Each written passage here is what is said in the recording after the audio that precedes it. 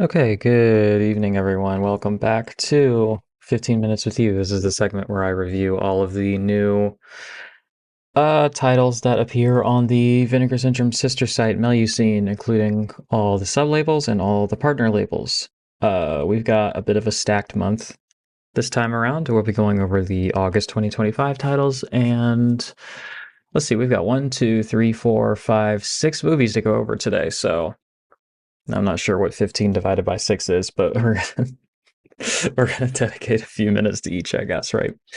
Okay, generally going in the order that I watched these, let's go over the Distropix release first. This is a double feature of Satan's Bed and Scare Their Pants Off. I guess just right off the bat, I do really like the artwork on this release. I like the aesthetic of it. It's good. These are two kind of black and white roughy films, the former of which is starring Yoko Ono, and the also is directed by Michael Finley, and then the latter of which is directed by Ron Sullivan. So, okay, Satan's Bed, really, I think it's notable, not just because it's directed by Michael and Roberta Finley, but because it is starring Yoko Ono, pre her sort of meteoric rise to fame as the, life and artistic partner of John Lennon and the sort of misogynist's target du jour for a long time, right?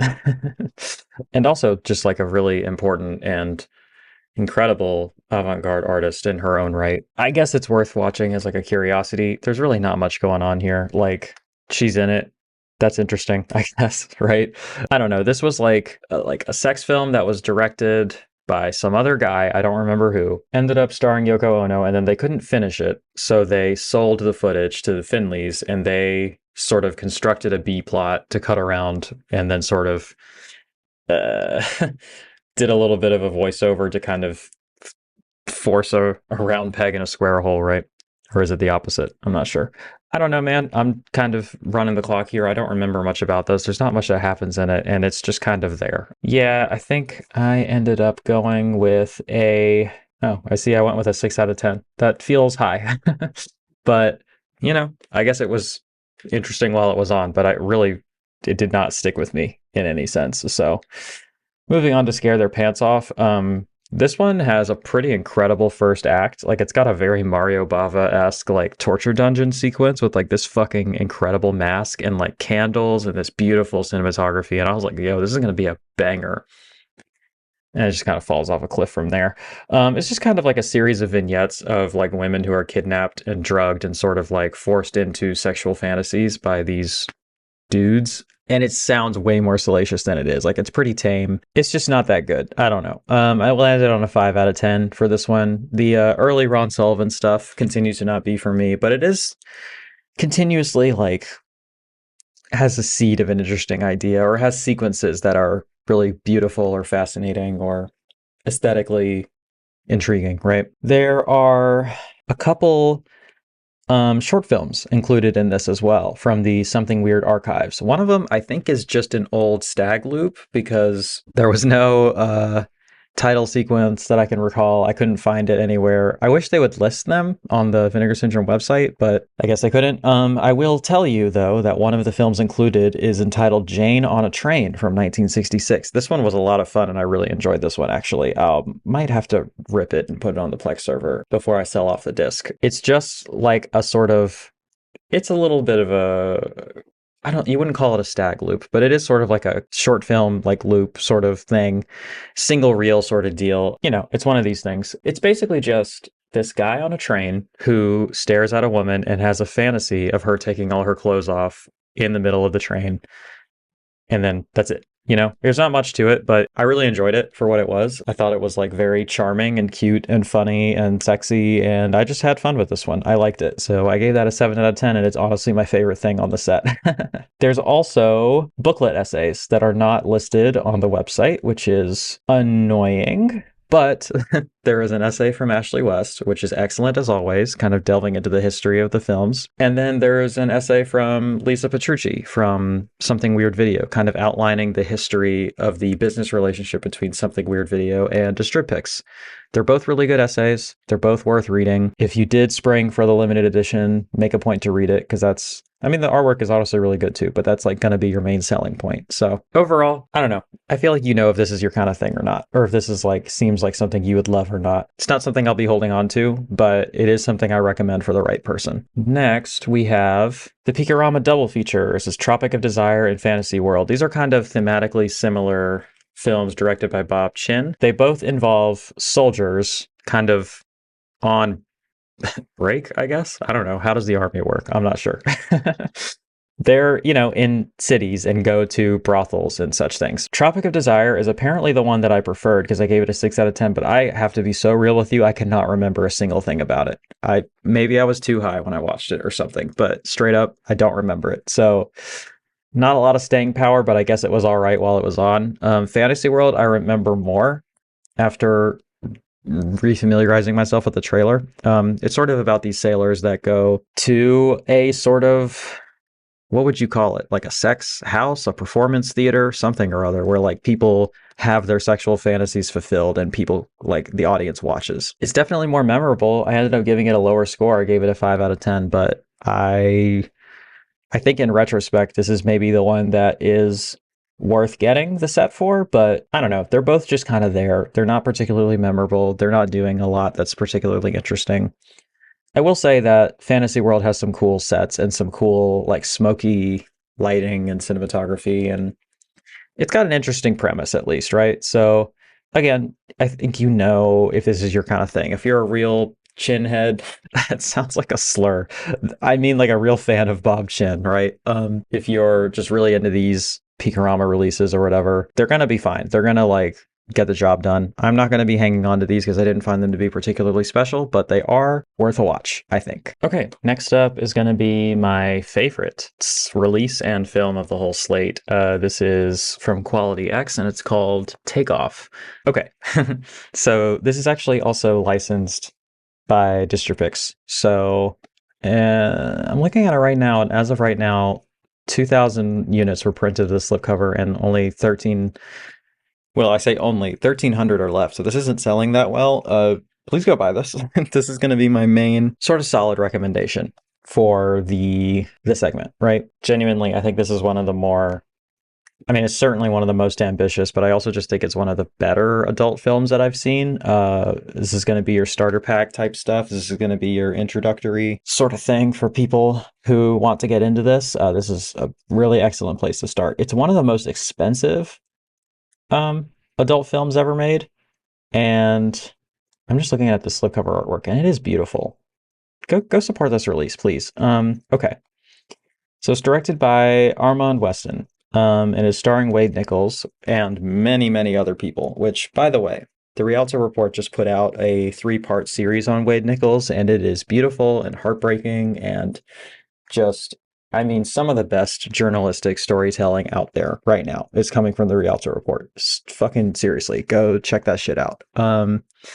We happen to have another Beatles connection here, which is interesting. Or at least John Lennon connection, specifically. Yoko Ono, more specifically. Because the soundtrack was done by Elephant's Memory, who served as the band for John and Yoko for a few of their records and live performances. So, okay, what is this? It is takeoff on Oscar Wilde's A Portrait of Dorian Gray, which, by the way, is an excellent novel if you've never read it. A sort of queer essential. Like if you're into queer novels, queer writing, queer history, you have to read The Portrait of Dorian Gray. It's really excellent.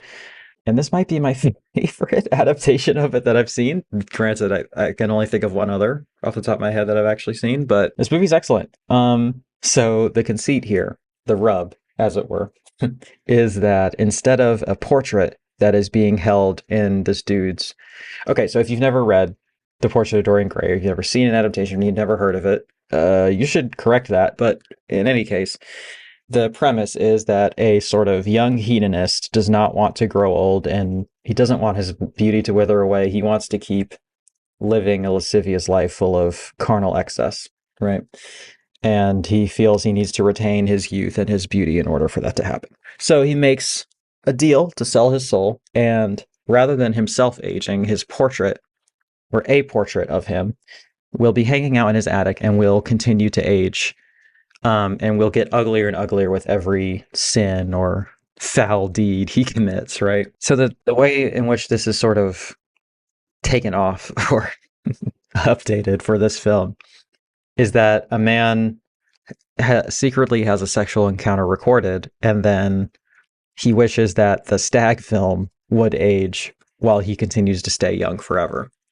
So that's what happens. The film gets grainier and scratchier, and the man in the film gets older and older. Um, and he's sort of hosting a party at his house, and a woman finds the film and starts asking him about it, and he sort of takes her through a journey of his life. So what we have, this is a really fascinating and brilliant sort of conceit, is he's recounting the story of his life from the 20s all the way to the 70s. And he's like the same age or whatever throughout all of these. So Wade Nichols is just portraying the same character in various situations, sort of stylized after the most popular films of the time period. So you have like a sort of silent type era for the 20s, and then the 30s you have more like a screwball thing, and then the 40s you're getting into like the classic Hollywood stuff, and the 50s you're getting into like the sort of beach movies and the sort of Marlon Brando-esque youth rebellion type shit, you know what I'm saying? Then into the 60s, you get into like drugs and hippie culture and stuff like that. And then we arrive in the present day, being the 70s, the time that this was produced, right? It's really great. It's really, really well made. It's almost 2 hours long, which is kind of unheard of for this sort of thing. And I just really highly recommend it. And the other thing I highly recommend is the booklet, which is kind of closer to a short book. Like, Ashley West of the Rialto Report goes fucking hard, sort of going really granular on the history of this film. And it's just an incredible essay. It's very long, but it's worth it for sure. And then Dr. Laura Helen Marks of Tulane University. She has a much shorter essay, but it's very moving, and it's very, it goes into the sort of queer history of this story and how the film actually serves as sort of a send-up and a skewering and a satirizing of heterosexuality throughout Hollywood's history. And she kind of talks about how the film personally moves her, and it's just really, really good. So, yeah, I highly recommend this release. I gave the film a 7 out of 10, but the release gets like a 10 from me. Like, it's fantastic. Go check this out, please. And then finally, we have from brand new label Club Super 8, Anita, Swedish Nymphet. Okay. So this sold out entirely. So I couldn't order it for a while, but I did finally get it, and I tried to get through it as fast as I could so that it could be still in time for this segment, because next month's slate is pretty fucking intimidating. So we're going to see how that goes. But this is a Swedish film starring Christina Lindberg of Thriller fame. So I see why it took off so quickly. And it's about a teenage nymphomaniac, sort of taking that on as more of a clinical thing where it's genuinely like a uncontrollable impulse. So this is clearly an influence on Lars von Trier's Nymphomaniac. It even has the same fucking guy in it. Like, Stellan Skarsgård is playing the same character in this film that he plays in Nymphomaniac, and yet Lars von Trier wants to pretend like this wasn't an influence on that film. Like, man, it's okay. It's okay that you wanted to do like a sort of soft remake, because Nymphomaniac, I'll just say, I think is a much, much better film than this. But that's not to say that this is a bad movie at all. Like, I think I gave this a 6 out of 10, and I think the release is really good. The restoration is really beautiful. The performance is really good. It's a little bit boring to me. Like, it doesn't hold my interest necessarily for the entirety of its runtime, but it is like a good movie, and I see why it got so popular, and I see why people want to see it. And it is a sort of, I think, important film in sort of sexploitation history and sort of Swedish film history and that sort of thing. So this also contains the French theatrical version presented in a 2K scan as opposed to a 4K scan of the original. Yeah, which is, I guess, is a different edit. I don't think it's necessarily less explicit or anything. I sort of skipped around in it, and that's it. So I don't really have anything to say about it, but it is included. So I'm glad that they did their due diligence in getting everything on here. It says that there's a documentary called Stellan, Sex, and Psychotherapy. It's just a 10-minute interview with Christina Lindberg, so I don't know about all that, but there's also like a sort of career-spanning interview with her from 2024, and there's also an audio commentary with the guy who runs Club Super 8 and this other person who I think, if I'm remembering correctly, said he did his like master's thesis on this film, which kudos to him for finding enough information to even do that. It's a good audio commentary. The interviews are fine for what they are. And then there is a gallery